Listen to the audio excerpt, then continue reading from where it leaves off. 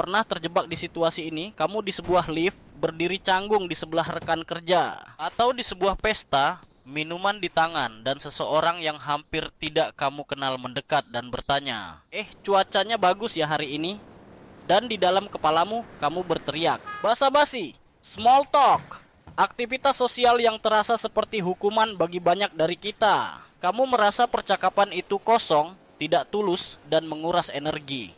Kamu tersenyum, mengangguk, tapi rasanya seperti sedang memakai topeng.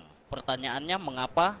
Mengapa aktivitas yang seharusnya menghubungkan kita justru terasa seperti tembok pemisah? Apakah kamu aneh, antisosial, atau mungkin seorang introvert yang ditakdirkan untuk menderita dalam dunia ekstrovert? Jawabannya jauh lebih menarik dan ada di dalam kepala kita. Ini bukan tentang kepribadianmu, tapi tentang neuroscience. Mari kita bedah mengapa otakmu secara biologis membenci basa-basi. Alasan pertama, beban kognitif yang tidak sebanding dengan hasilnya. Bayangkan otakmu adalah sebuah komputer dengan RAM terbatas. Setiap tugas memakan sebagian dari RAM itu. Basa-basi, meskipun terlihat sepele, sebenarnya sangat menuntut secara kognitif. Kamu harus mendengarkan secara aktif, membaca bahasa tubuh, mencari topik yang aman, dan merumuskan jawaban yang sopan, semua dalam hitungan detik. Ini seperti menjalankan program yang kompleks di latar belakang, menguras banyak energi. Masalahnya, imbalannya sangat kecil. Otak kita tidak mendapatkan hadiah yang sepadan dengan usahanya. Ini membawa kita ke alasan kedua, kimia otak dan sistem penghargaan. Otak kita berevolusi untuk mencari pengalaman yang bermanfaat. Pendorong utama di balik ini adalah neurotransmitter bernama dopamin. Saat kita melakukan percakapan yang mendalam, belajar sesuatu yang baru, berbagi kerentanan, atau merasakan koneksi tulus, otak kita melepaskan dopamin. Rasanya enak, bermanfaat. Otak kita berkata, lakukan ini lagi. Basa-basi itu seperti makanan hambar bagi sistem penghargaan kita. Hampir tidak ada pelepasan dopamin. Otakmu secara naluriah merasakan ini sebagai pemborosan sumber daya. Mengapa aku bekerja keras untuk hasil yang nol? Fenomena ini disebut reward prediction error. Kita berharap interaksi sosial akan bermanfaat, tapi basa-basi memberikan hasil yang jauh di bawah ekspektasi. Rasa kecewa dan lelah itu adalah sinyal dari otakmu bahwa investasinya tidak terbayar. Alasan ketiga, dan mungkin yang paling mendalam, konflik dengan keaslian, authenticity. Manusia memiliki kebutuhan mendasar untuk dilihat, didengar, dan dipahami apa adanya. Basa-basi seringkali memaksa kita melakukan hal yang sebaliknya. Kita menyembunyikan diri kita yang sebenarnya di balik naskah sosial. Kamu tidak membicarakan hasratmu, ketakutanmu, atau ide gilamu. Kamu membicarakan lalu lintas. Ketidaksesuaian antara diri internal dan eksternal ini menciptakan disonansi kognitif.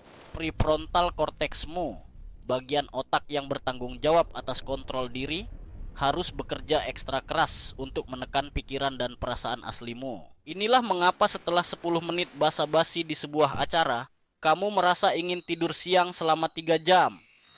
Itu benar-benar melelahkan secara neurologis. Alasan keempat, gangguan terhadap default mode network. Saat pikiran kita tidak fokus pada tugas eksternal, otak kita memasuki keadaan yang disebut default mode network, DMN. Disinilah keajaiban terjadi. Kita merenung, merencanakan masa depan, memproses emosi, dan berkreasi. Ini adalah dunia batin kita yang kaya. Basa-basi secara kasar menarik kita keluar dari DMN yang mendalam dan memuaskan ini, dan memaksa kita masuk ke dalam task positive network yang dangkal untuk tugas yang tidak penting, membahas cuaca. Rasanya mengganggu dan tidak berarti. Seperti dipaksa berhenti membaca buku yang menarik untuk menonton iklan cat tembok. Jadi, apa yang harus kita lakukan? Haruskah kita menyerah dan menjadi pertapa di gunung? Tentu saja tidak. Basa-basi, suka atau tidak, adalah pelumas sosial. Itu adalah ritual untuk menguji keadaan. Itu adalah cara untuk mengatakan, saya ramah, saya tidak mengancam, dan saya terbuka untuk interaksi lebih lanjut. Kuncinya bukan untuk menghindarinya, tetapi untuk menguasainya. Untuk mengubahnya dari tujuan akhir menjadi sebuah jembatan. Berikut adalah beberapa strategi yang didukung neuroscience untuk membuat basa-basi lebih bisa ditoleransi, bahkan bermanfaat. Strategi pertama, ubah tujuanmu. Jangan masuk ke dalam percakapan dengan tujuan bertahan hidup. Masuklah dengan tujuan menemukan satu hal menarik tentang orang ini. Pergeseran mindset ini mengubahmu dari peserta pasif menjadi detektif yang aktif. Ini mengaktifkan rasa ingin tahu yang memicu dopamin. Strategi kedua, gunakan teknik pivot. Ambil topik basa-basi yang dangkal dan putar ke arah yang lebih dalam. Gunakan pertanyaan terbuka. Contohnya, seseorang bertanya, "Sibuk di kantor?" Jangan hanya jawab, "Iya, lumayan." Lakukan pivot. "Iya, lagi ngerjain project X yang menantang banget, tapi aku belajar banyak tentang Y." Ini membuka pintu untuk percakapan nyata. Strategi ketiga, manfaatkan metode EFORD. Ini adalah akronim untuk topik yang umumnya aman, namun bisa menjadi dalam.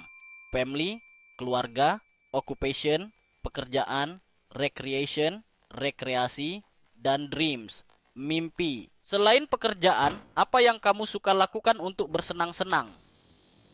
Rekreasi. Atau ada proyek impian yang sedang kamu kerjakan?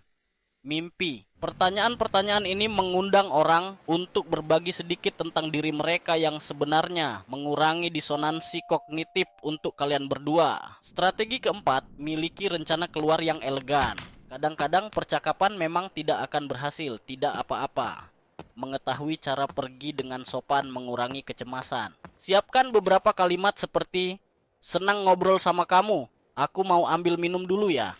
Atau, "Aku harus cari temanku, sampai nanti ya." Ini memberimu rasa kontrol yang sangat menenangkan bagi prefrontal cortexmu yang bekerja keras. Pada akhirnya, membenci basa-basi bukanlah sebuah kelemahan, justru sebaliknya. Itu adalah tanda bahwa otakmu dirancang untuk mendambakan kedalaman, makna, dan koneksi yang tulus. Otakmu tidak ingin membuang-buang energi untuk interaksi yang tidak memberikan imbalan emosional atau intelektual. Jadi, lain kali kamu merasa frustrasi saat terjebak dalam obrolan tentang cuaca, jangan salahkan dirimu. Pahamilah bahwa itu adalah sinyal dari sistem operasimu yang canggih, bahwa ia mendambakan sesuatu yang lebih. Gunakan basa-basi sebagai titik awal, bukan tujuan akhir. Gunakan sebagai alat untuk menemukan percakapan yang benar-benar penting. Karena di balik setiap obrolan canggung tentang akhir pekan, mungkin ada seseorang dengan cerita luar biasa yang menunggu untuk dibagikan.